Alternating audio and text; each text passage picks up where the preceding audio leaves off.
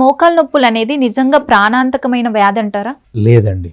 యూజువల్గా ఈ మోకాల నొప్పి అనేది నిజంగా అంత ప్రాణాంతకమైంది కాదు. ఇది ఏం చేస్తుందంటే మీ మోకాళ్ళ మూమెంట్ని తగ్గిచ్చేసేస్తుంది, అంతకంటే ఏమి కాదు. కాకపోతే దీనివల్ల కొత్త కొత్త ప్రాబ్లమ్స్ రావడం వల్ల ఏమైపోతుందంటే బీపీ ఉందనుకోండి డాక్టర్లు నడవమని చెప్తారు, షుగర్ ఉందనుకోండి డాక్టర్లు నడవమని చెప్తారు, తర్వాత యూరిక్ యాసిడ్ ఉందనుకోండి ప్రోటీన్ ఫుడ్ తగ్గించమని చెప్తారు, థైరాయిడ్ ఉందనుకోండి బరువు తగ్గమని చెప్తారు. ఈ మోకాళ్ళ నొప్పుల వల్ల నడవలేకపోవడం వల్ల ఇండైరెక్ట్గా వచ్చే ప్రమాదాలు తప్పించి డైరెక్ట్గా వచ్చే ప్రమాదాలు ఎప్పుడు లేవు అనమాట.